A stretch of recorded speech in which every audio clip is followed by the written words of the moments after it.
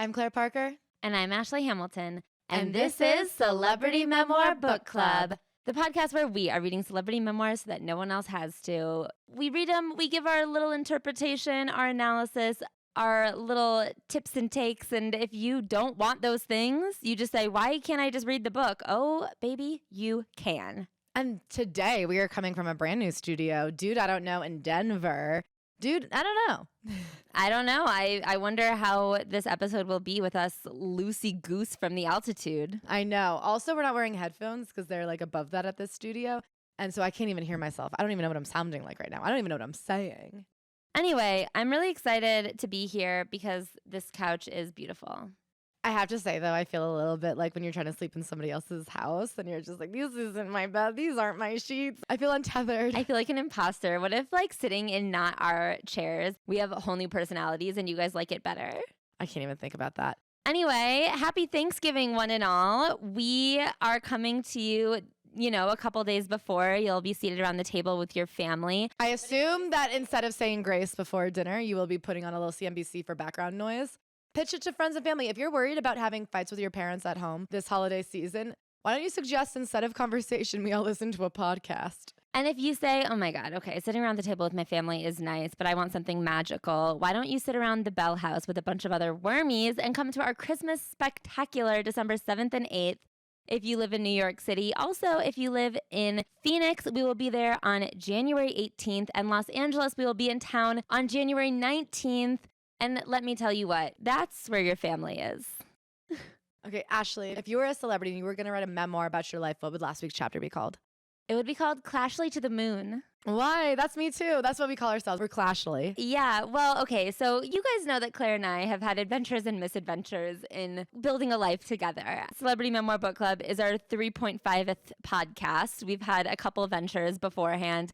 And we've had a web series that really almost ripped us to shreds, like not just tore our friendship apart, but like left us as withering versions of our being. Financially, major hits. And emotionally, I would say that's the worst part. It didn't just hurt us as a duo, it hurt us individually as well. Like I left saying I'm less of a person than I was going in. And last week, we decided to film another venture, a little project that we hope to debut in the late winter. And I feel like over the moon about it. I really feel so excited. I think that we've come a long way as dumb idiots. And maybe our dumb idiocy is like really going places. Claire, if you were to write a memoir, what would you title last week's chapter? Mine goes blank. Because actually, you guys don't know this because of editing magic. Shout out to our editor, Emily. But Ashley actually asked me first. And I literally sat here and said, I know I was busy. I could not for the life of me recall what we did last weekend. And I'm like, I know I wasn't able to see Mac till Sunday. And then we left immediately Monday. But I was like, but where were we? I was like, I don't think we were in DC or Philadelphia. I don't think we were in Nashville. But I was like, what was I so busy doing? And it's today, Tuesday. And I plumb forgot what we did for 15 straight hours on Saturday and for 12 straight hours of prep on Friday. But now that you remember, do you feel good about it? Yeah, but I also feel like maybe I need, it couldn't be more sleep and it couldn't be less coffee. I'm getting a lot of sleep, but I only drink a healthy dose of coffee a day. I need a brain tweak up. I might get on Adderall again. You guys might see a new version of Claire Parker out there and she might be completing tasks. I love that. I'm so excited. 2024, the year of the Adderall comeback. I gave myself a good long time to see, could I break this thing on my own? Nope. I have something wrong in my brain and I am going to fix it with medicine. Well, I hope the government doesn't run out of that medicine. I know. If you're an undercover dealer, let me know. JK. Totally kidding. Cops, if you're listening, you're actually not invited to listen. Can I say something about cops? Is a doctor would give it to me if it was readily available. It's not even the problem with the prescription. It's the problem with the pharmacies. And so maybe if your little capitalist hellscape got it together and can produce drugs as quickly as we could consume them, then maybe I wouldn't have to resort to illegal sources. Totes. Speaking of drugs from legal and illegal sources, are you ready to get into this week's memoir? It's an odd one. You know how sometimes we look at people's lives and we're like, oh, the entirety of your life was just your relationship with your mom, or the entirety of your life was your relationship with your body. This is a woman who for the first time straight up is like, my life amounts to one thing and one thing only. And that was this guy I was married to briefly. We are reading Elvis and Me by Priscilla Presley. Is that how you say that? Beaulieu. Okay, I do want to actually trigger warn this episode. I really was uncomfortable with it. And I think that if you are easily triggered by like grooming and statutory rape, don't listen further. This book is like truly upsetting. It's also been made into a major motion picture by Sofia Coppola.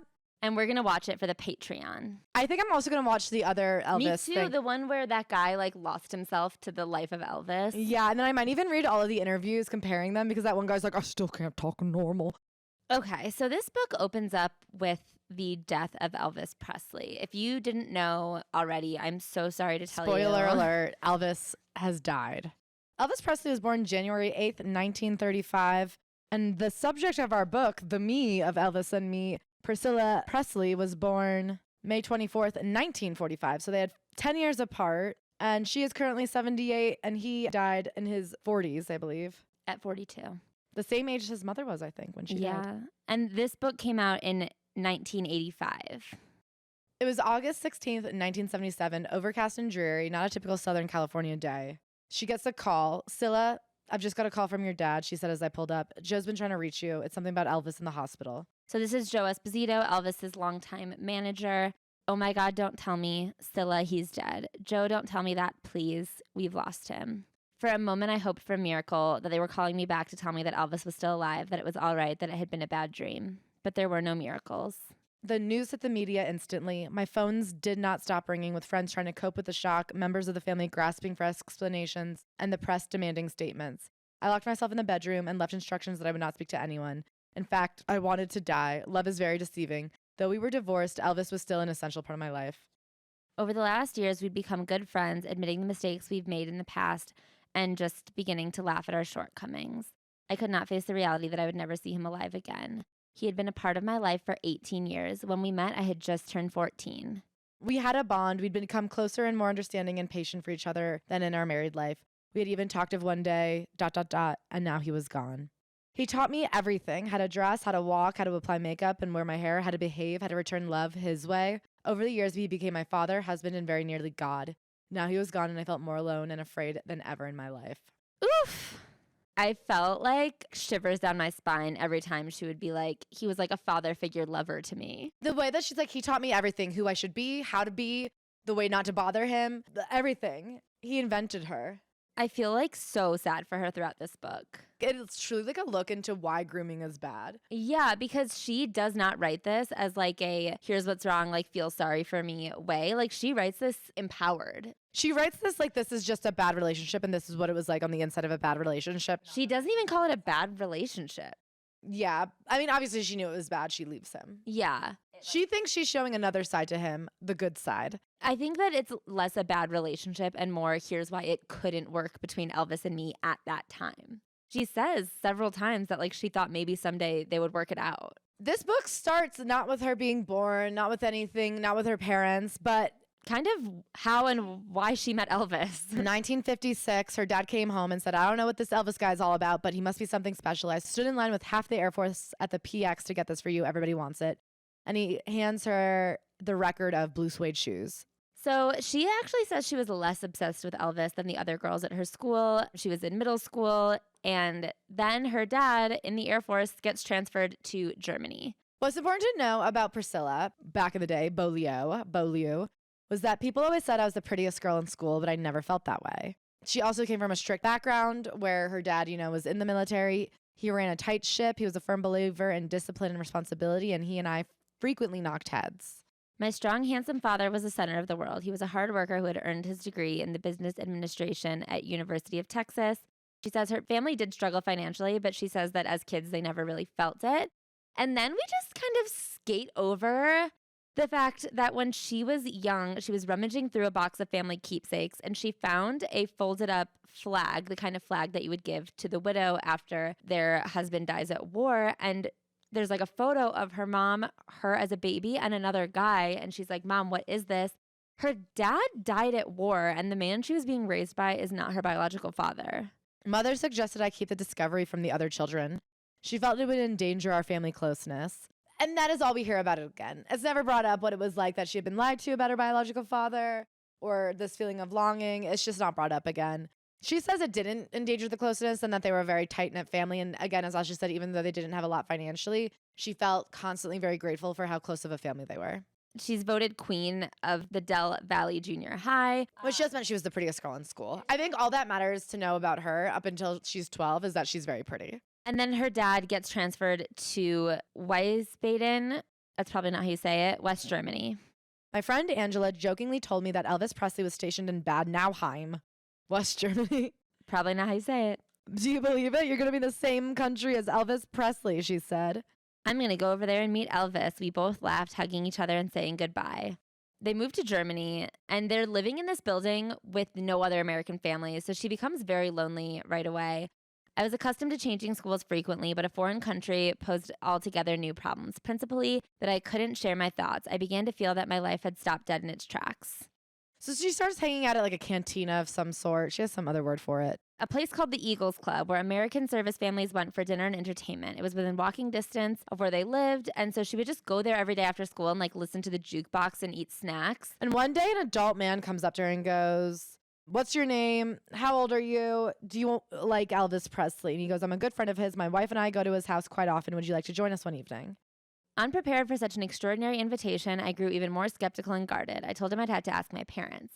So she asks her parents, and she's like, "I'm 14. I didn't know like what would happen."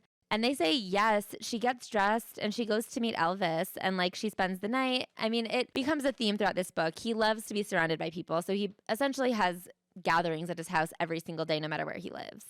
And he gets there and he plays the piano. I glanced up and saw Elvis trying to get my attention. I noticed that the less response I showed, the more he began singing just for me. I couldn't believe it. The Elvis Presley was trying to impress me. So Elvis said, "Do you go to school?" "What are you, about a junior or a senior in high school?" I blushed and said nothing, not willing to reveal that I was only in 9th grade. "Well," he persisted. "Ninth." Elvis looked confused. "Ninth what grade?" I whispered. "9th grade," he said and started laughing. "Why, you're just a baby." The next day in school, I couldn't concentrate. My thoughts were entirely on Elvis. I told no one. Who would ever believe that just the night before I'd been with Elvis Presley? I never expected to hear from him again, but then the very next night, the phone rings. It's Curry, the guy who initially introduced the two of them. He's like, "Hey, I just heard from Elvis that he wants to see you again. Can I come get you?" So she starts getting like chartered from her parents' house to Elvis's house and then back at like 1 a.m. Every night. And finally, after a couple of weeks, her parents are like, "No, if Elvis wants to see you, he has to come get you himself." Early in her visits, he's like, "I want to be alone with you." And she's like, "We are alone." They were in the kitchen or something. And he's like, "No, alone. So you go upstairs and wait for me, and then I'll follow you upstairs so that no one is suspicious." And she's like, "Oh, yeah, that makes sense." And she's nervous. She goes up and sits in his room, and they like lay next to each other in bed. Until that moment, it hadn't crossed my mind that Elvis Presley might be interested in me sexually. He could have any girl in the world. Why would he want me? "There's nothing to be frightened of, honey." As he spoke, he was smoothing my hair. "I swear I'll never do anything to harm you." He sounded absolutely sincere. "I'll treat you like a sister." Flustered and confused, I looked away. So he starts really confiding in her, saying, "I really like you. You're refreshing. It's nice to talk to someone from back home." I sat next to him saying nothing, but I was touched by his vulnerable, boyish quality. He went on to say that our relationship was going to be important to him, that he needed me. I was to learn that Elvis's mother was the love of his life. She had died August 14th, 1958 at age 42. God, I mean, there's so many creepy, like, words about family dynamics. Yeah. Like, the way that they use father and love. The words that are used interchangeably throughout this book make me so uncomfortable.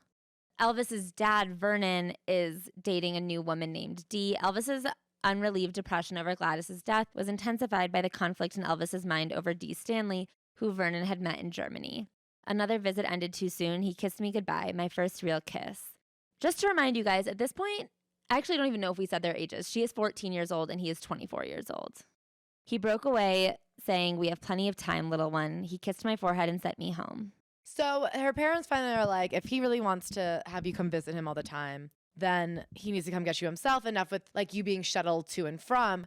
First of all, I disagree that she should be hanging out with an international pop star when she is a minor and he is an adult. But yeah, there is something extra disgusting and grotesque about it, about having these other adult men come and pick her up and drop her off. And because Elvis is stationed in Germany with the army, he's like, "Well, I can't get away very quickly. What if my dad comes and picks her up, and then I'll always drive her home?" And then first it's like dad comes and gets her. And then, of course, it gets outsourced to friends. Randos. I also want to read this conversation that Elvis has with Priscilla's father when he comes over to like meet the family and say, "I'll take good care of her." I mean, the dad rightfully asks, "You're Elvis fucking Presley. Why my daughter?" And he says, "Well, sir, I happen to be very fond of her. She's a lot more mature than her age and I enjoy her company. It hasn't been easy for me being away from home and it all gets kind of lonely. I guess you might say I need someone to talk to. You don't have to worry about her. I'll take good care of her. Elvis's honesty disarmed Dad just as it did my mother. I mean, what? That is a horrible answer. I mean, I guess there isn't a good answer. There isn't a good answer, but to be like, oh my God, now they could feel comfortable. Why his daughter? Because I was a person and he needed a person. Yeah. She becomes obsessed. He only had a few more months where he was in Germany, and she was like, time was the enemy. Every minute I wasn't with him, I thought of him. My life was now dominated by him, and yet there was times when I would be disappointed by him. One evening, he told me he would call and didn't. When I finally heard from him the next day, he'd say, hi, babe, don't you think you could come over tonight?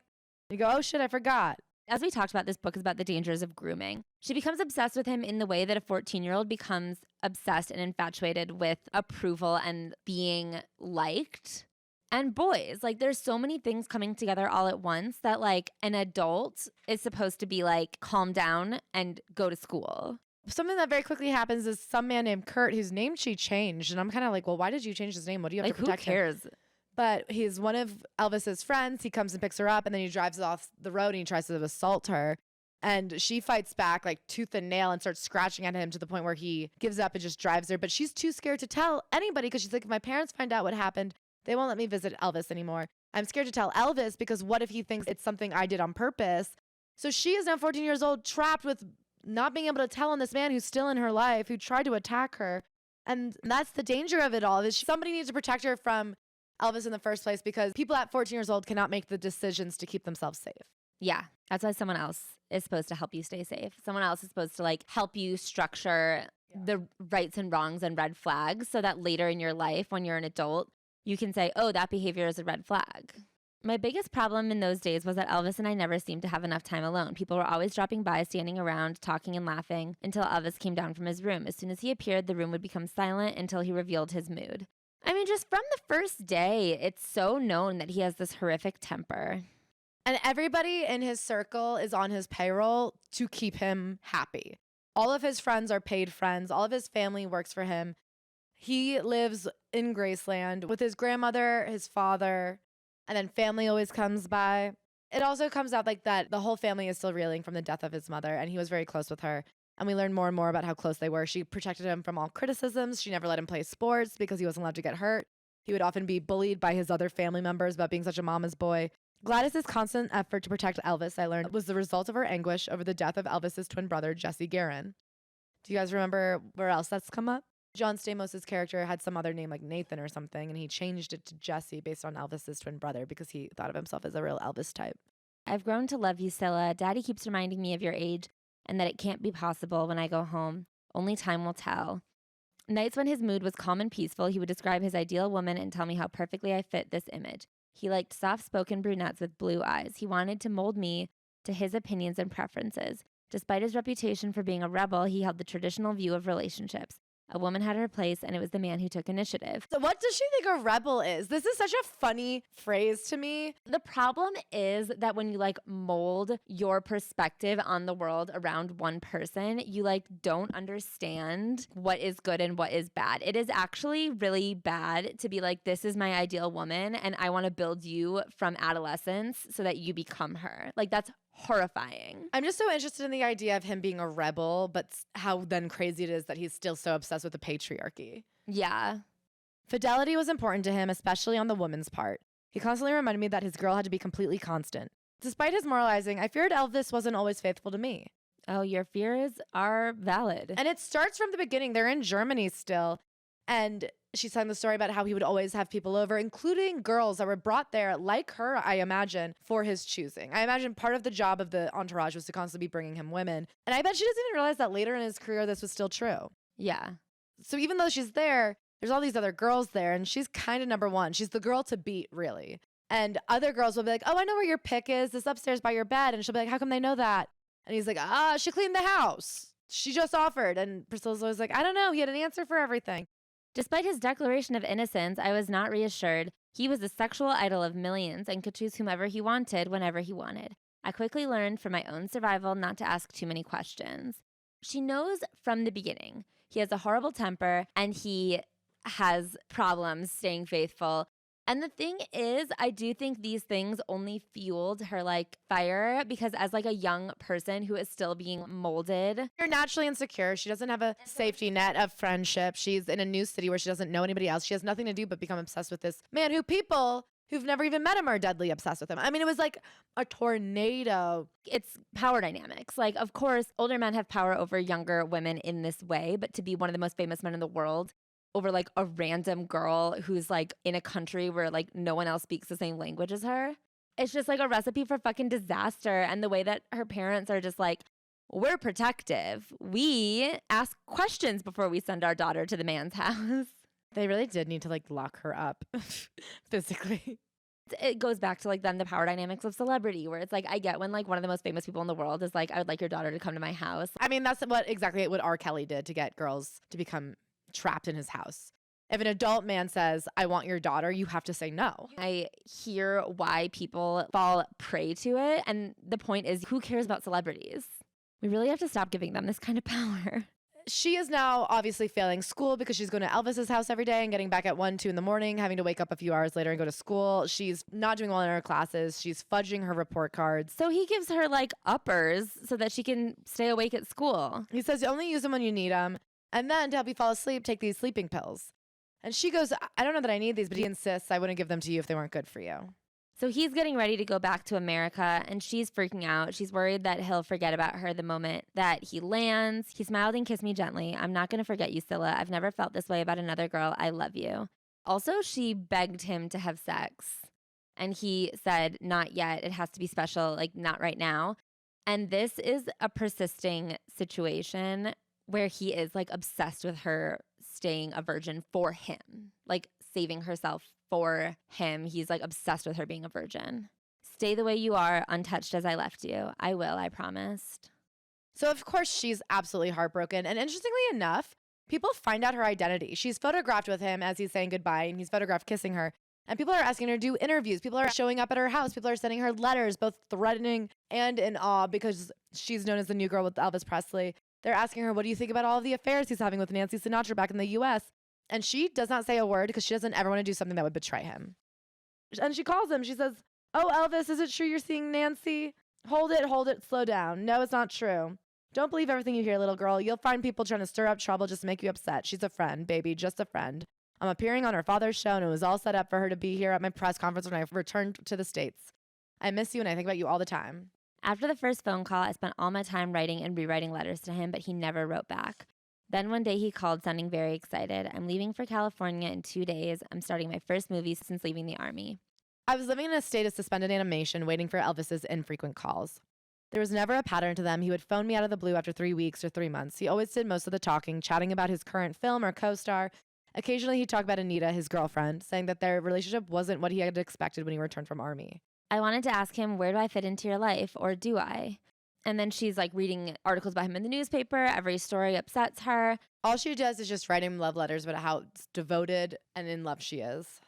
Then one day he calls and says, I'd like to make arrangements for you to visit me in Los Angeles. And she's over the moon. Her dad is like, what the fuck? No. Her parents are so fucking stupid because they keep on being like, what's up with you guys? Like, what's going on? Why is Elvis your best friend?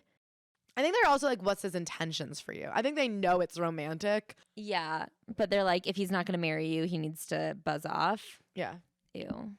Unless we can make you a child bride, you actually can't be fooling around like this.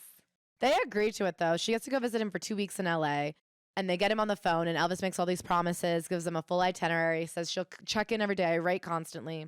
She lands in L.A., and of course, who picks her up? But Joe Esposito, not Elvis. And she's worried that the last time Elvis saw me, I had been 14 years old and 5 pounds lighter. I was afraid that he might be disappointed when he saw me, that he might send me home the next day. So she walks into the house, and of course, he has tons of people over, including women. And he's playing pool. He sees her. He gives her a big kiss. He's so excited. He's showing her off. But she just has to sit in the corner and wait for him to be finished partying all night. I felt out of touch with his new life, even though the girls told me he talked about me often and even showed my pictures around. I'd see now that he was mischievous and self-confident to the point of cockiness. He also seemed quick to anger. I wasn't sure if I liked that. I knew he was protecting me, but there were so many pretty girls around, and I wanted to make sure everyone knew he was mine. So he finally sends her upstairs and goes, listen, wait a few minutes and go up there. We don't want it to be obvious that we're walking up there together. So I don't really understand what her position was in society. Like, I guess everybody knew there was this 16-year-old girl. I don't know what part of that he was hiding from everybody else, because clearly all of the men knew. I don't know if he was hiding it from, I guess he had girlfriends. I don't know if it was the press, if it was the age. I don't know what it was about her specifically that he was so intent on hiding. But even in his own house, he didn't ever want to be seen with her going upstairs. I guess it's because he did have full-on girlfriends. He didn't ever want everybody knowing. Yeah. I was 16. I tried to imagine what this new Elvis, whom I hardly knew at all, might be expecting of me. So he comes into the room and she gets ready in the bathroom. I walked slowly towards him, climbed into bed, and lay down next to him. Our faces were only inches apart. It was such an unexpected moment of tenderness that I was mesmerized looking into his eyes. So they have these moments where she feels very specifically only girl in the world close to him. And this is the high that she chases from age 14 to 28. As we lay in the dim light, he soon discovered that I was still untouched as he left me 2 years before. Relieved and pleased, he told me how much this meant to him. It was as if every feeling I had as a woman began to emerge, and I began kissing him passionately. I wanted him. I was ready to submit entirely to him. He returned my passion, then abruptly he stopped. Wait a minute, baby, he said, speaking softly. This can get out of hand. I just want to keep you the way you are for now. There will be a right time and place, and when the moment comes, I'll know it. So he's like, you really can't sleep here with me because of your parents. So we need you to go to my friend George's house because it'd be a really bad look if people thought we were sleeping in the same bed together. Turns out, she finds out many years later, Anita, his girlfriend that he'd been dating when they were together in Germany, had been sent back to Memphis the day before, and Elvis was taking precautions to avoid any awkward situations for himself that might have resulted from late night phone calls. I'm so sad that she thinks she's showing off a tender side of Elvis in this book. They go to Vegas for the rest of the time that she's in town, and they're just doing drugs to stay up all night and then sleeping all day. And it's just a whirlwind adventure. And then she has to go back to Germany. Something weird about him is that he always has to have all the TVs on in addition to all the people in the room. They would get to Vegas and they would make his room completely like how it is at home. And everybody would get in there and start to party. So when he walked in, it never felt empty. Vegas is also the first time that he ever directs his anger directly at her. He's talking about wanting to make more music that people will be excited about. He hasn't had a big hit in a minute. And she's like, I like Jailhouse Rock. And he freaks out. And he's like, I didn't ask for your opinion. Shut the fuck up. He also starts to change her look. He goes, come on, baby, we're going shopping. This was Elvis's way of making up for his outburst. But it took me a little while to get over it. Forcing an enthusiastic smile, I went along. I was beginning to understand how everyone's mood played off Elvis. So he is obsessed with the look of the time, which is it's the 60s. Women are going away from the kind of natural, easy look. And he likes a beehive hair. He likes it high tees, lots of makeup. If you come down with not enough makeup on, he'll say, go back up. He goes, there's nothing wrong with it, honey. It's just that this is Vegas. Everyone has their hair done. You need to apply more makeup around your eyes. Make them stand out more. They're too plain naturally. I like a lot of makeup. It defines your features. They go shopping and he buys her tight, mature dresses. When Elvis saw something he liked, he didn't think in terms of age. I mean, obviously. For the next 2 weeks, we slept during the day and played at night. If there was a show, we saw it. If there was a casino, we played it. To help me adapt to this fast-paced lifestyle and unusual hours, I would join Elvis and the others in taking amphetamines and sleeping pills. Despite whatever misgivings I had about the pills, I took them. In order for me to keep up, they became essential. So she has to go back to Germany from this whirlwind couple of weeks where she's partying with adult men. His deep belief in consummating our love affair only in marriage gave me hope for the future. As she leaves, he says, I want you back the way you are now, he whispered just before dawn, and remember, I'll always know. Ew. I smiled and nodded. I couldn't conceive of wanting anyone but him. It makes me so sad that she thinks this is a compliment. So she gets back to Germany. She's been crying the whole plane ride. She forgot to take off her makeup and her outfit, and her parents were like, well, what the fuck are you wearing? They had left their 16-year-old daughter, who was a sweet, beautiful girl, and walking back in is a 39-year-old hardened siren with tears down her face. Yeah. They freak out, and it just kind of continues to create distance between them because she's like, well, they don't understand me. He's calling her 4 a.m. whenever he feels like it. I mean, he keeps crazy hours as it is, but then on top of that, I bet he has no regard for a time difference. That being said, I do think the hours he keeps would be normal hours in Germany. So he's like, if you're good, maybe your parents will let you come back for a little bit over Christmas. So she goes back to spend Christmas at Graceland, and she gets there and they're like, here, take these pills. And she just gets knocked out cold for 2 days. She wakes up shaking, and the grandmother's like, you really shouldn't have done that to her. She's so tiny. 2 days. That's 2 days off my trip. She's not mad that he drugged her and she almost died. She's mad that she lost time with him. So she's hanging out with these grown men all the time. They play rough games sometimes. Like they do roller derby. I mean, the life that Elvis has at Graceland is everybody comes to him. Nobody's allowed to leave. They better be up when he's up. One time he comes down and one of his friends isn't over at the house yet. And he goes, whenever I wake up, you call all of my friends and you get them here so that they're waiting for me when I'm downstairs. If dinner isn't perfect, he's screaming at everybody. But then he also is like creating these games all the time. Like he's getting them all fireworks so they can shoot fireworks at each other. He's getting them all go-karts. When he wants a truck, everybody gets a truck. Later, he wants a horse, so everybody gets a horse. When he wants a motorcycle, everybody gets a motorcycle so they can do everything together. They rent out the movie theater and they watch 7 movies in a row all night. And she reads this as generosity. Yeah. But it's control. Elvis seemed to know exactly what he was doing. I noticed whenever someone was hurt, he was the first to see if they were all right and to decide if they should continue to play. That's not generosity. That's not caring. That's like violent obsession. He always avoided problems. If I was disturbed or depressed, or if I felt that we were becoming distant and wanted to get closer by talking it out, he avoided me or told me my timing was bad. There was never a good time. She's like never truly able to open up to him, but she's obsessed with being the only person in his life that he can really talk to by molding herself and her problems around just being the receptacle that he needs. I became obsessed and watched what Elvis liked, what attracted him, trying to be everything he ever imagined a woman could be and more. So they call her dad and say, can she stay longer? And her dad's like, of course not. She has to go to school. And Elvis freaks out and starts like having a fucking conniption and screaming. And Elvis's own father has to be like, well, if she's 16, she has to go to school. That makes sense. He goes, okay, you go back and do a good job and be nice to your parents, and I'll come up with a plan to get you back here as soon as possible. And they decide she's going to finish school in Memphis, living with Elvis. And Elvis goes, I'll pick the school. He picks a Catholic school, Ugh. which is weird because then later she talks about how they like sexually role play a lot. They never actually consummate, but you know, there's other ways to get off. And one of their big roles is her playing schoolgirl. And I'm like, well, she's not playing schoolgirl. She's literally going to school every day in a Catholic school uniform and coming home and still being 16. I now believe my parents are a threat to my future happiness. I didn't realize their fears and concerns were entirely reasonable. I want to say this sounds reasonable, but throughout the book when she talks about her parents' concerns, she does not believe her parents' concerns, and I don't actually think they are either, that a 26-year-old man is trying to date their 16-year-old daughter. Their concerns are that a 26-year-old man is trying to date their 16-year-old daughter, and it will not potentially result in marriage. She's like, I understand that they think I could become brokenhearted. Not they understand that I'm being abused. I say, yeah, I don't think she understands the I think her parents were saying like, he's going to break your heart. Yeah. And she doesn't understand what they meant by that. Yeah. Like ruin your life. But it was too late. Her life was already ruined. But mother, I pleaded, you don't understand. He wants me there with him. Why you, she asked, her voice thick with emotion. Why can't he find someone his own age? You're only 16. What is this man doing to our family? She buried her face in her hands and began crying.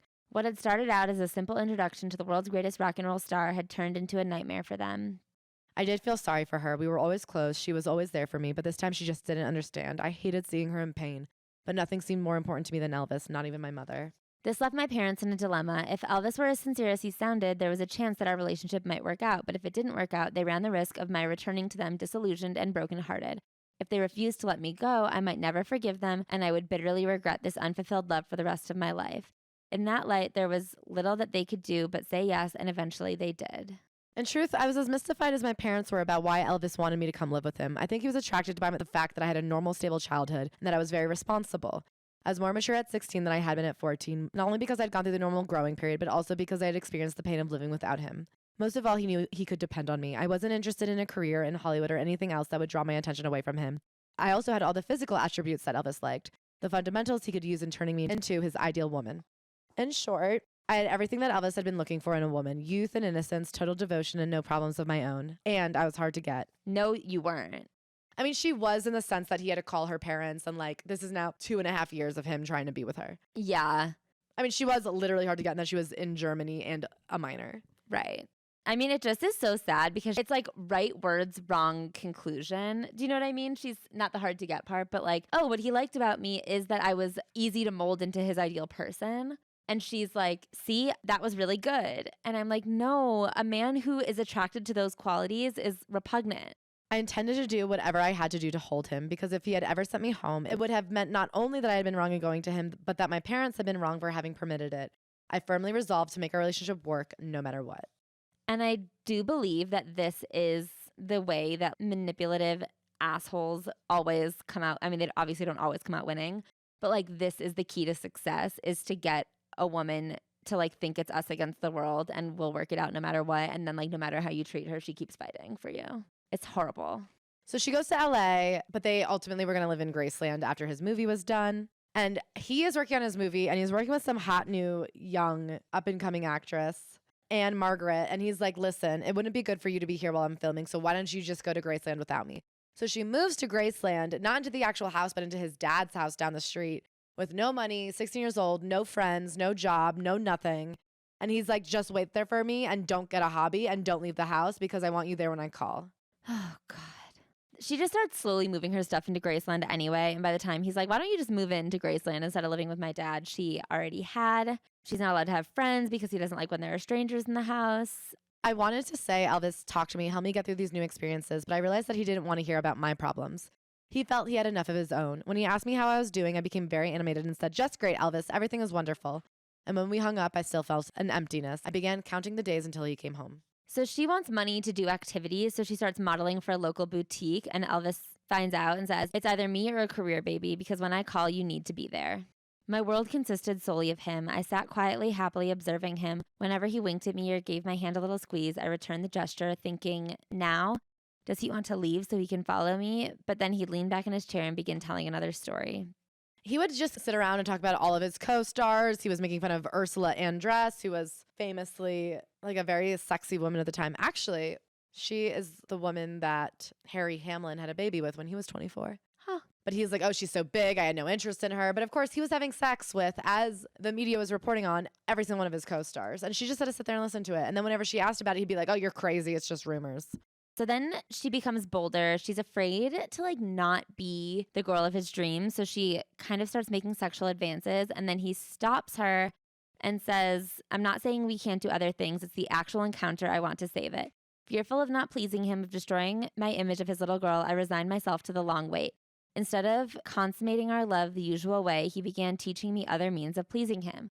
So they begin doing a lot of role playing and filming it. They're really into like Polaroids and videotapes. Yeah. She's constantly buying new Polaroids every single day so that he can take photos of her. Under no circumstances were his ideas or playfulness perverted or in any way harmful. I mean, they were because you were literally a kid. I like feel so sad because I know that to say to someone you're being abused, what does that help? Do you know what I mean? Like if that is not the way someone chooses to like identify, I don't think it's useful to like force them to admit, but I do think that putting this book out there is very stressful for me. This is how I feel about Portia de Rossi's book. And like when you release like a how-to for grooming, it is like not good. So I want to be clear, my anger isn't at her. I feel very sad at her. He's coming and going all the time, and when he's gone, she just has to sit there and wait for him. Her only friend is really the grandmother, who they call Dodger, because once when he was a baby, Elvis threw something at her and she dodged it. So they call her the Dodger as a joking reference to a tantrum he threw 10 years ago. I was Elvis's doll, his own living doll, to fashion as he pleased. The more together we were, the more I came to resemble him in every way. His tastes, his insecurities, his hang-ups all became mine. Elvis liked long hair. When I'd cut mine without asking his permission, he was shocked. How could you cut your goddamn hair? You know I like long hair. Men love long hair. He wanted it long and jet black, dyed to match his, because he said, you have blue eyes, Scylla, like mine. Black hair will make them stand out more. There were evenings when he'd send me back upstairs to change clothes because my choice was dull, unflattering, or not dressy enough for him. Even the way I walked came under review. He told me to move more slowly, and for a short while he had me walking around the house with a book on my head. I appreciated his interest, but I hated having to hear him remind me of my shortcomings so many times. I mean, she has story after story of her having a chip in her toenail polish and him looking at her and her having to be like, I'm so sorry, I'm getting them done tomorrow, or the way that he would pinch her if her posture wasn't perfect. I was leading a double life, a schoolgirl by day, a femme fatale by night. I mean, at one point she thinks she can confide in Jerry, who's someone that like is part of their crew. And he asks her how she's feeling. And then Elvis freaks out and he's like, if anyone's going to ask her how she is, it's me. But he never asks her. He never cares. And meanwhile, her whole life is devoted to being his audience, essentially, his walking around audience. Elvis loved bumper cars and would team up with the entourage against some locals. They spend the night seemingly trying to kill one another. We girls watched and cheered them on. After several hours, my own enthusiasm waned. She really was expected to spend 10 to 12 hours a day just watching him in bumper cars. Demanding, yes, but Elvis could be just as generous. I mean, like we were saying earlier, he would always get everyone things, but it was like to please himself. And so it's things about how if they felt the pinch at the end of the month, he would give them money. And if he gave one money, he gave all of them money. But again, it was 24 hours a day. There was a full expectation that they did whatever he said. And when he starts touring again later in their relationship, They're all expected to come with. When he moves, they have to move. It doesn't matter if they have kids and families and wives. They have to leave everybody behind if he says leave them behind. So yeah, maybe he's helping them out by getting them a gift here or there, getting everybody a TV set. But what you have to do in exchange is complete devotion. And if you ever say something he doesn't like, he'll kick you out of the group.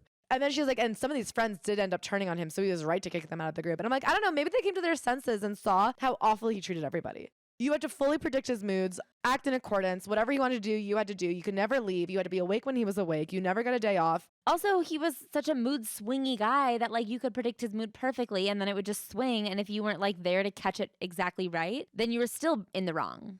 Elvis was the boss, the provider, and the power. Both the boys and I had to protect him from the people who annoyed or irritated him and were no longer in his favor.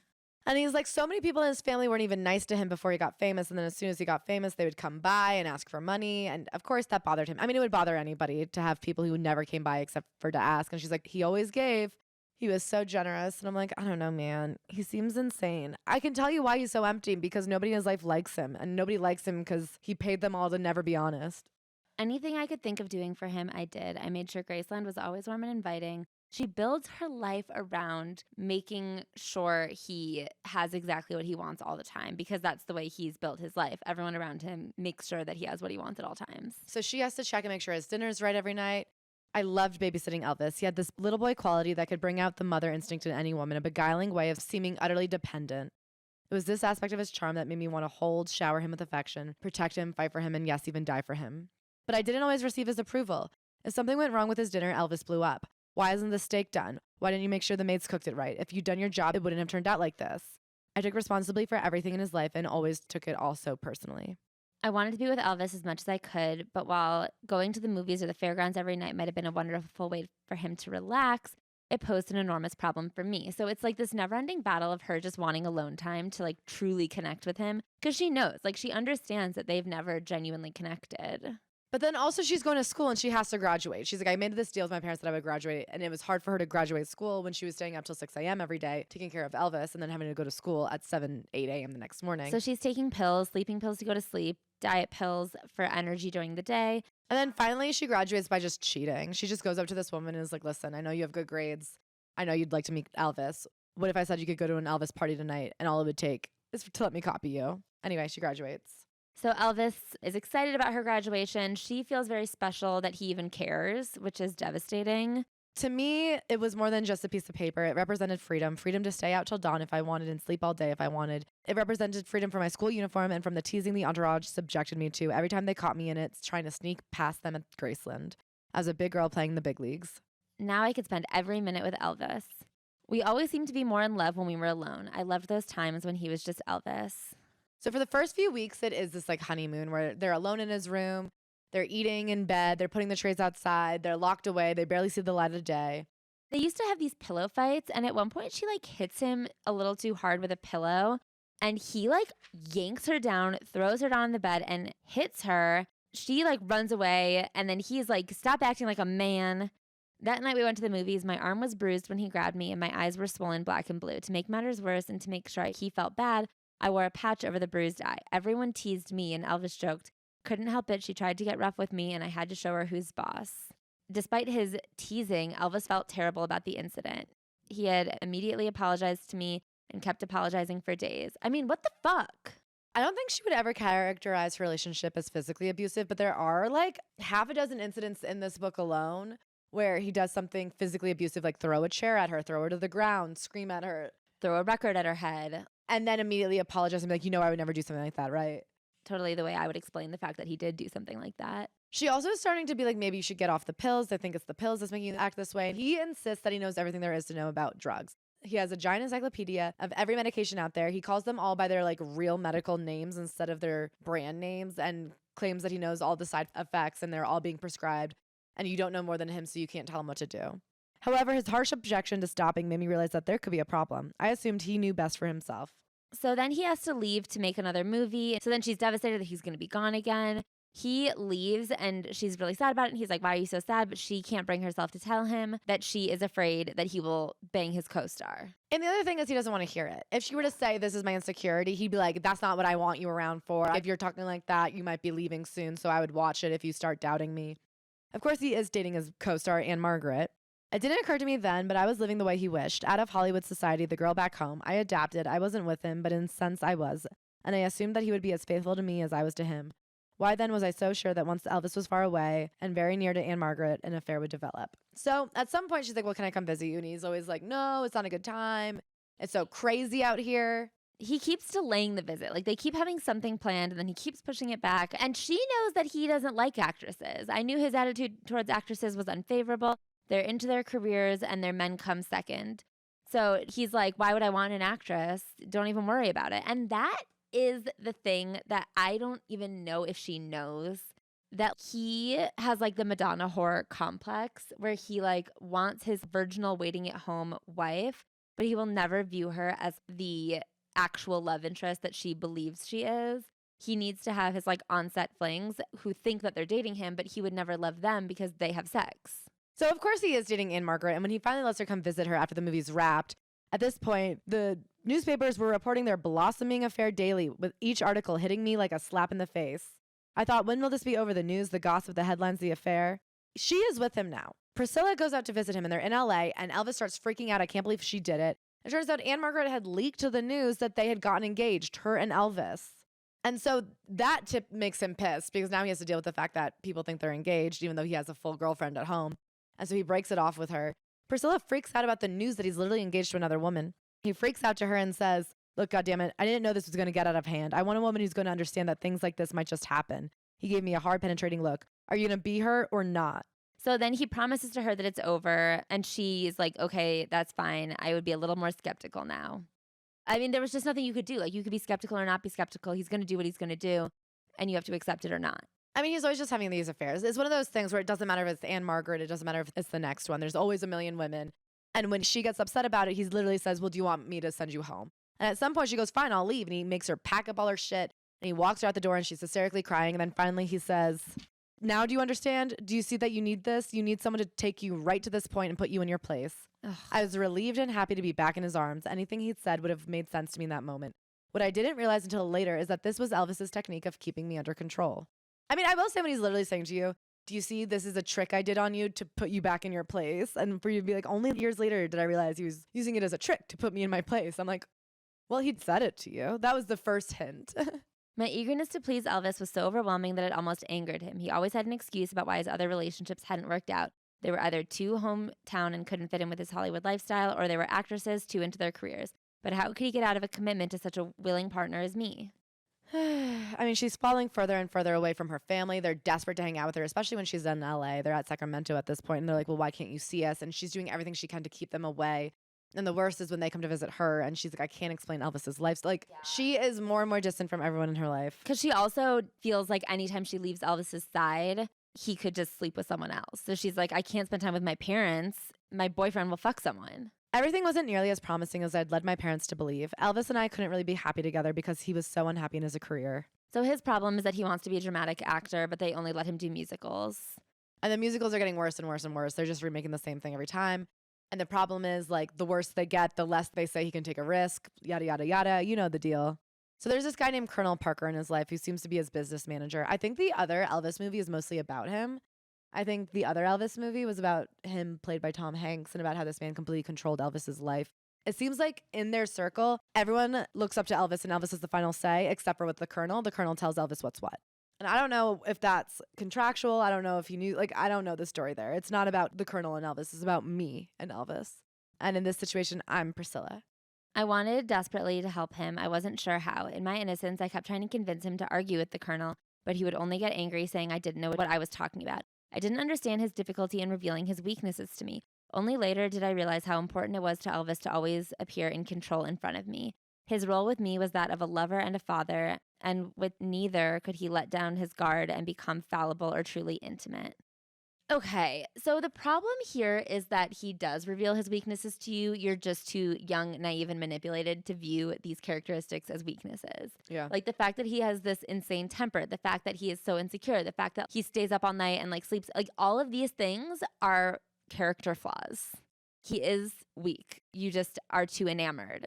Elvis is getting more and more out of shape. He eats like a pound of bacon every single day. It's insane how much he eats. It's like too much bacon. And he loves like a burnt to a crisp steak. So he's eating burnt to a crisp steak peanut butter and banana sandwiches, and then just pounds and pounds of bacon every single day. He's also doing more drugs than most people do in a lifetime every week.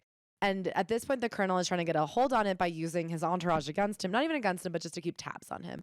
And Elvis hates that. He's like, how dare you tell the Colonel how I'm doing? When Colonel made Joe responsible for reporting to him on Elvis's mental and emotional state, a euphemistic phrase for drug use, Elvis found out and said, I don't want any sons of bitches here telling Colonel what I do or what goes on in this household. He fired Joe on the spot. From the time I first arrived at Graceland, I began to notice a gradual change in Elvis's personality. In the early days of our relationship, he seemed to be more in command of his emotions. Sometimes he lashed out just to drive a point home. He was truly a master at manipulating people. I mean, that's the thing is he wasn't a master at manipulating people. He just held all the cards. Like, he's so manipulative. I'm like, he wasn't manipulative. Just like people's mortgages depended on keeping him happy. He had all the money. Yeah. And he was the boss. Like, he's not getting one over on people. They just don't know what else to do because when you've tethered your life to someone in this way, untethering it requires you to like accept having a huge fucking hole in your existence for a while. I do feel like one of the warning stories about this is not just dating like a man older with more power than you, but about the entourage that you can't possibly say that these people are having a good time. I feel like be careful of getting in near to power without real boundaries because is $250 a week worth it to give up the right to your own life and time and holidays and where you get to live and who you get to be with? To me, no. Elvis was filled with complexities and contradictions. She gets more into his personality. It is not complex or contradictory. He's just like kind of an asshole. He loves to read spooky stuff and watch scary movies, and he took her to a morgue. And then he gets really into God. He had always been semi-spiritual. He always kept a Bible by his bed, and when things were going wrong, he would really read it more and more. But then he gets really into the metaphysical, and he's reading Siddhartha and the impersonal life, and he gets really into numerology. He starts learning about Buddhism and yogis. And this actually is really hard on Priscilla because she's like, I can't believe he's getting so into like spirituality and like understanding and getting in touch with your being, but he won't ask me how my day was. Also, he wants her to get into it. So if she has to start going to lectures and start reading books, and if she falls asleep, he gets really mad at her and is like, there's a ton of women who'd love to talk about this stuff with me.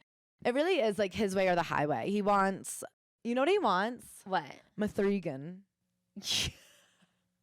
He wants a tiny little girl doll who will just be interested in whatever he says he's interested in and always be loyal to him. That's so true.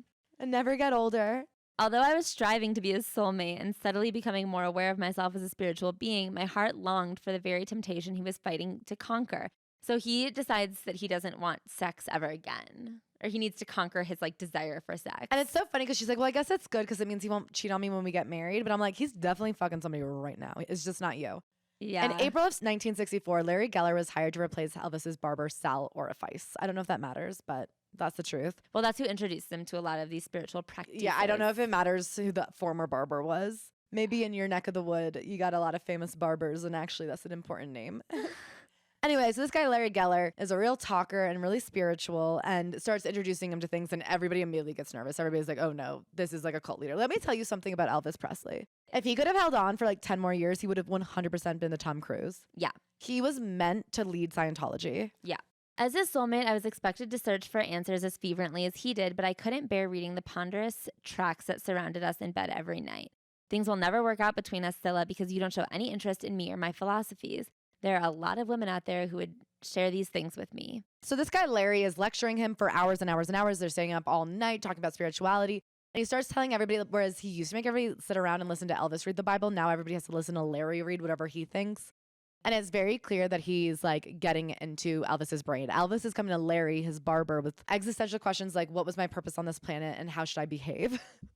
Yeah. Which is like a lot of power for a barber. And then they start doing drugs. They like try LSD and we're like, that was a bit much. Because he also doesn't like street drugs. He likes prescription drugs. He hates the street drug. His number one anger in the world is that kids are doing street drugs, he says, as he passes out on his 19th Quaalude of the night. Priscilla gets a horse and it's like what she always wanted. And she starts riding horses. And then she wants Elvis to get a horse because she like wants to ride horses together. But because Elvis decides actually horses are cool, then like the whole entourage becomes horse girls. By 1966, Elvis's long search for answers to the mystery of life involved us all in the strange games he loved to devise. And so he would make them go outside and be like, do you see the planets moving? Or you'd be like, look in the ceiling, do you see the faces emerge? Or you'd be like, look at all these fairies, they're out in the garden. They'd have to look and be like, yeah, we see them. After his death, some of us discussed those days, bringing up the possibility of a nervous breakdown and then discounting it. More likely, it was just a game that he made up out of boredom and depression because he was experiencing such a low point in his career. He took sleeping pills to escape, and while fighting off their effect, he created his images, his mystical exercises. Okay, so those are 3 separate things. 1 is a mental breakdown. 2 is hallucinations because he's on too much drugs. And then 3 is like a game because he was bored. Those are all very different levels. If you're playing the game of do you see the images I see that don't exist because I'm on too many drugs, like that's actually, I would say, a nervous breakdown. And the fact that he had an entire entourage of people whose entire job was to make sure he was okay, who to this day don't know if he was having a mental breakdown or not. I'm like, then what were they doing? Yeah. It is crazy that you could be surrounded by that many people who are that influenced by needing to be on your payroll and not saying anything against you, that you could die in front of their eyes and not one of them would say a word. Like, what is the point of an entourage? That's why I only have Ashley. I would never tell you if you were dying. Yes, you would. That's the whole point is that you're not an entourage. I always tell you when you're wrong, even when you're not wrong. And we just argue. Christmas of 1966, he gets down on one knee and does not propose. This is very important. He says, we're going to be married. You're going to be his. I told you I would know when the time is right. Well, the time is right. He slipped the ring on my finger. I was too overwhelmed to speak. It was the most beautiful romantic moment of my life. It's so sad that that was the most beautiful romantic moment of your life, being told what your future was. Our love would no longer be a secret. I'd be free to travel openly as Mrs. Elvis Presley without the fear of inspiring some scandalous headline. She later says that in some article she's called Hollywood's best kept secret, which again, I'm like, what was the secret part? Was it the age? Was it the fact that he had all these other public girlfriends when secretly he had a girlfriend at home? When you say best kept secret, like, what does that mean to you? I also want to point out that he really loved baby talk. And his baby talk isn't even baby talk I recognize. He called everybody in third person. So he'd be like, he loves she in the bed.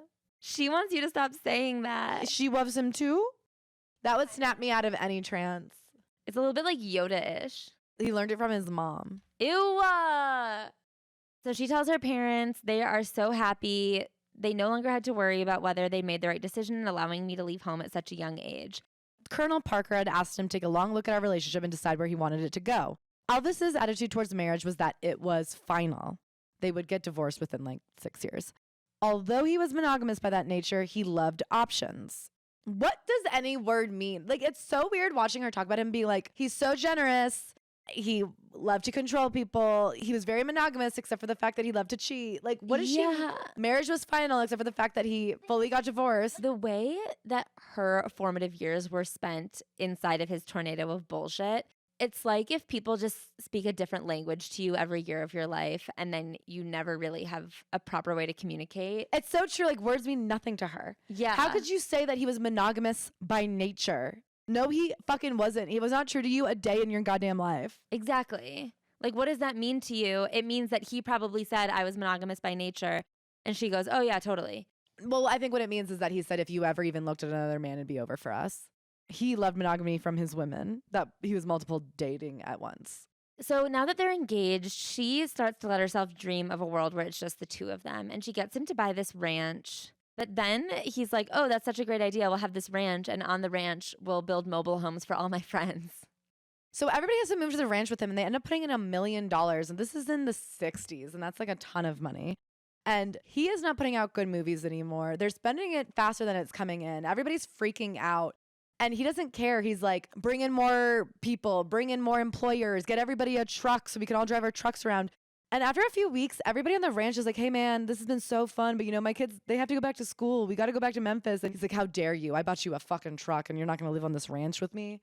So they just had to stay. So then he goes to do another movie and he gets knocked upside the head because he's like taking too many diet pills and he falls down. And then he has a concussion. And so the colonel kind of uses this concussion to be like, and you can't read your freaky spiritual books anymore either for your health. And so they burn all the spiritual books. Literally. We poured gasoline over the pile, lit a match, and kissed the past goodbye. And then they fired the hair cutter. So they're planning a wedding, and he basically says, go get a dress, and as soon as you find a dress, we'll get married. And it's a big to-do to keep away from the media. She has no idea how to plan a wedding. She's only 21, and she doesn't know a goddamn thing. I mean, she's never had a friend. They didn't have to say yes to the dress back then. Yeah. She goes with a member of the entourage, Charlie, and they act like they're fiancés. And then she just picks out dresses. This is the quote. When I read in the newspapers that I was the best kept secret in Hollywood, I felt very proud. It was good to be acknowledged. I don't know what that means. So they come up with this whole concoction of they're going to drive out to Palm Springs, pretend they're getting married in Palm Springs, fly to Vegas in the middle of the night, get married there, and then have a party in the hotel before anybody can find out. But it's a big, clusterfuck of only so many people can be invited, and he has such a large entourage that people are getting their feelings hurt. Who gets to go? They look back at the whole thing and regret, and they said, we wish we hadn't fought the media so much and just said, fuck it, the press is going to get photos and it's going to leak, but we wish we could have invited 100,000 people. Like, totally. For that very important 6-year marriage. It's so sad that you didn't have a bigger party for it. Yeah. So then they're married. They'd spent like 2 days awake running around the West Coast to like keep the marriage a secret.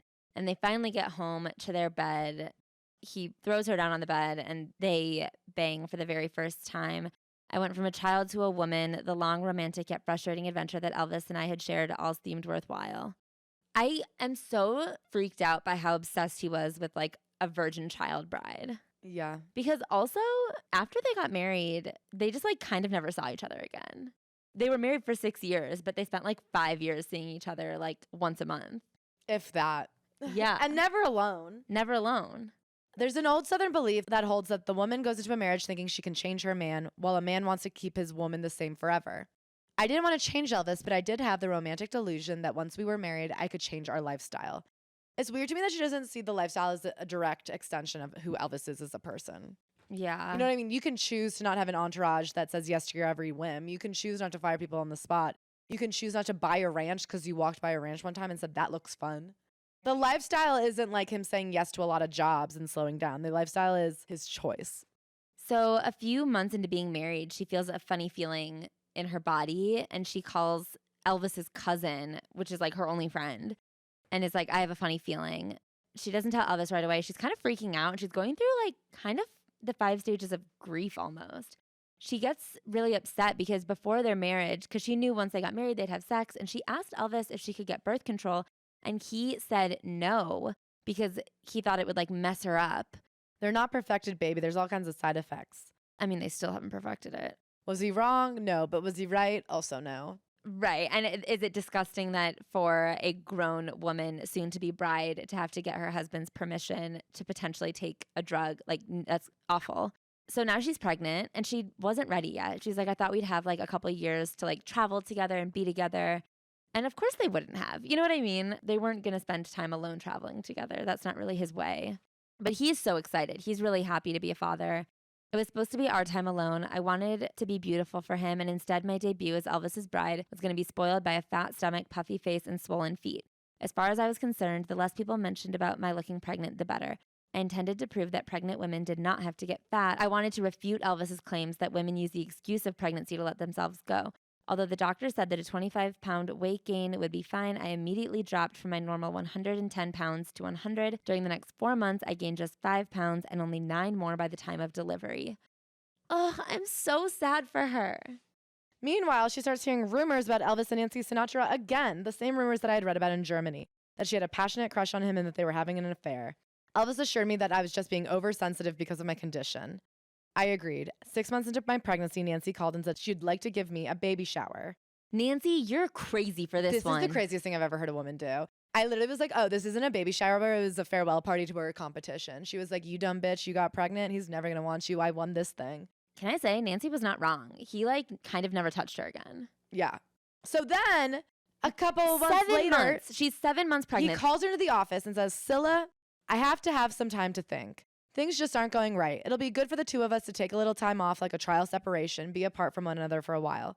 I wanted to die. I was 7 months along and could not believe what I was hearing. It had to be a joke. What are you saying? What did I do? You didn't do anything, baby. You don't understand. It's not you. It's just that I'm going through some things, and I think it'd be better if we took a little break.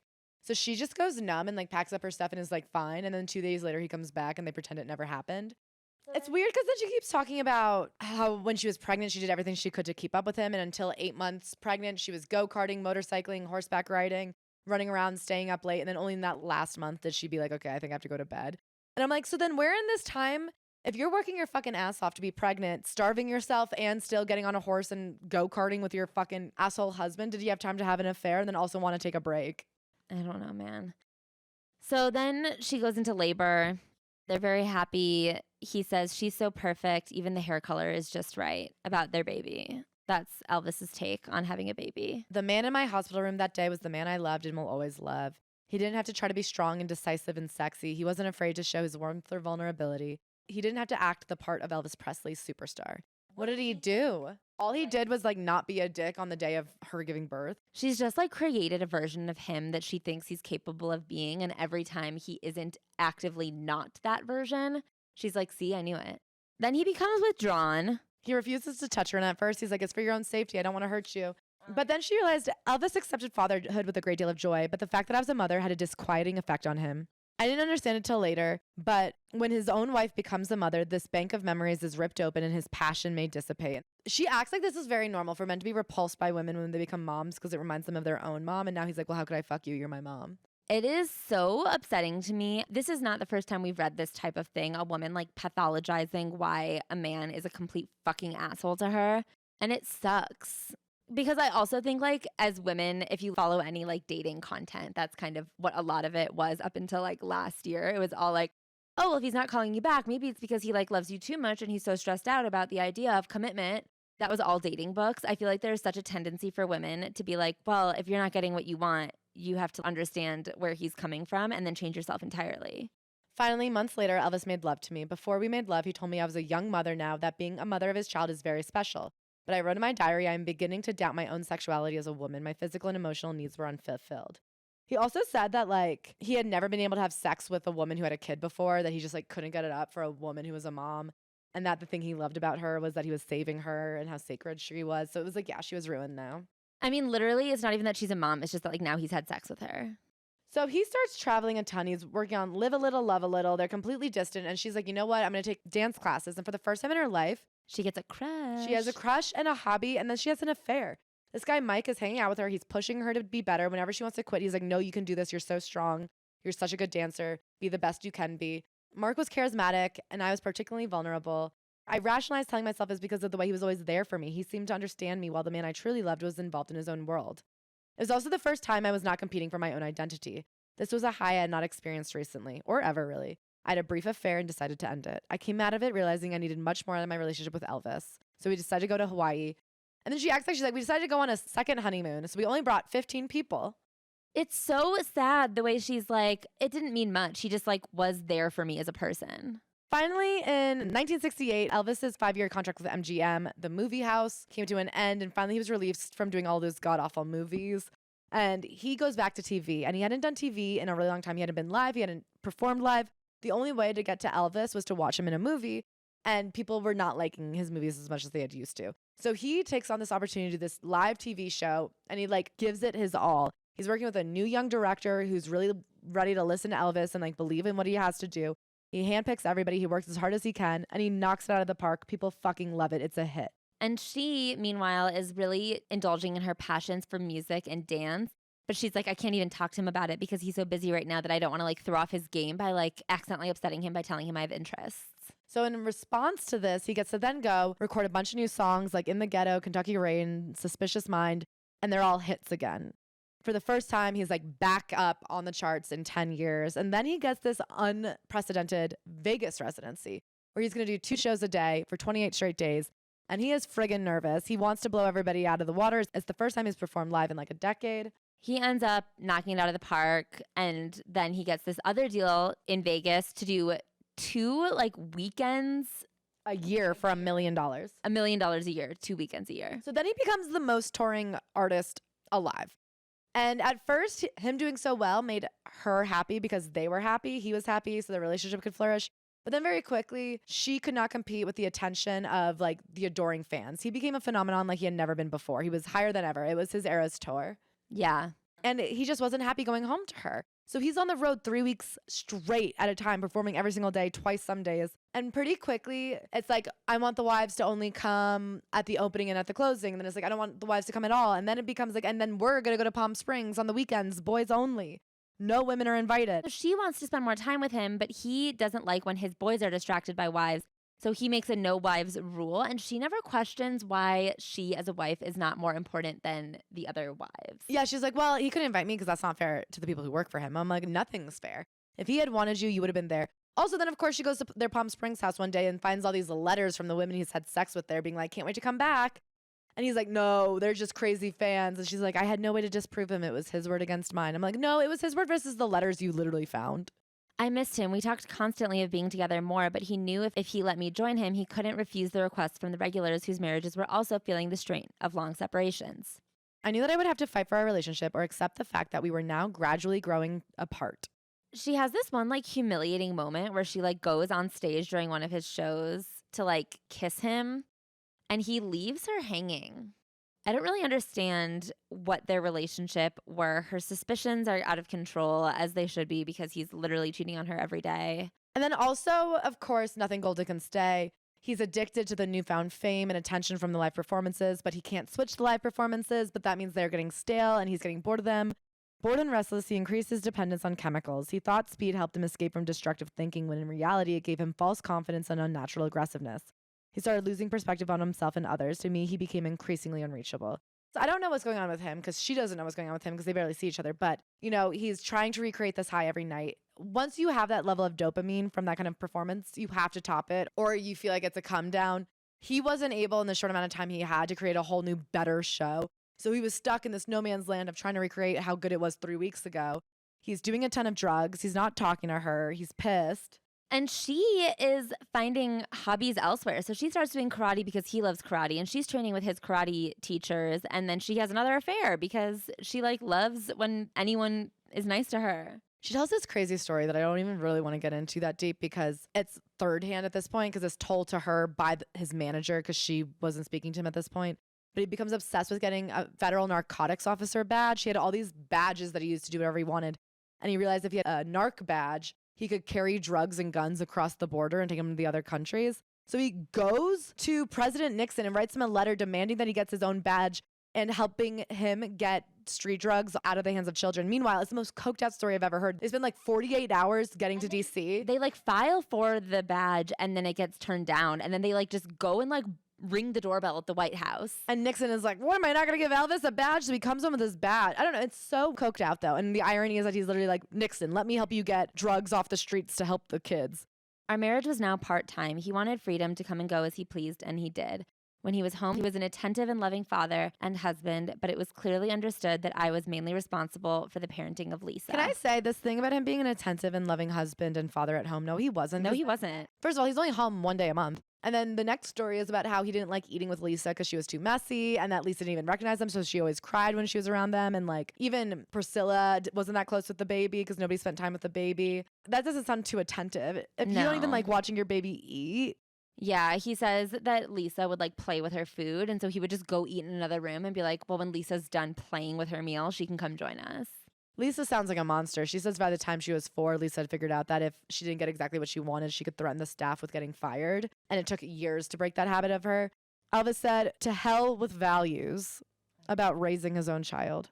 I mean, they just try to make it work for a few years. They try to get a house in Bel Air. She becomes obsessed with decorating it. They just don't see each other. It's really distant. It's really sad. She just is alone and she's like trying to fill her life with these hobbies that she's really only allowed to do when he doesn't notice that she's not sitting home waiting. She has another affair with her karate instructor, Michael. And then she sees him in Vegas.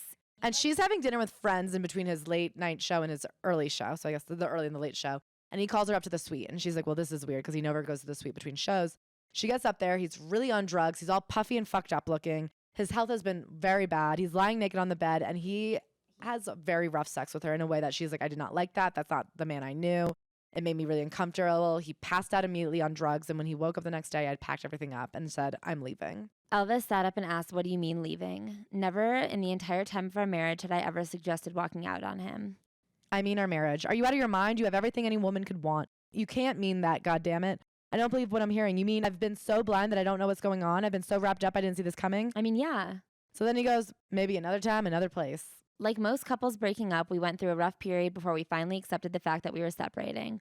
Our principal concern was Lisa, whose custody we agreed would be mutually shared. I mean, what does that even mean? He does not want custody. Did he even know he had a baby? We remained so close that Elvis never even bothered to pick up a copy of his divorce papers. Like, she still thinks that they're like best friends and soulmates. They just can't be together. She says that it was stressful for her to ever let Lisa go visit the dad because she'd call at 1 a.m. and be like, is Lisa asleep? She's 6. And he'd be like, oh, yeah, bathed and asleep. And then she would call the housekeeper and they'd be like, no, we can't get her to take a bath. She says that her dad let her stay up as late as she wants. So Her daddy handed her everything on a proverbial silver platter, which created conflict when she'd come home and have to deal with reality. So he died within 4 years of their divorce. He had been dating Linda Thompson, and she's like, I was just worried Linda didn't know how to take care of him.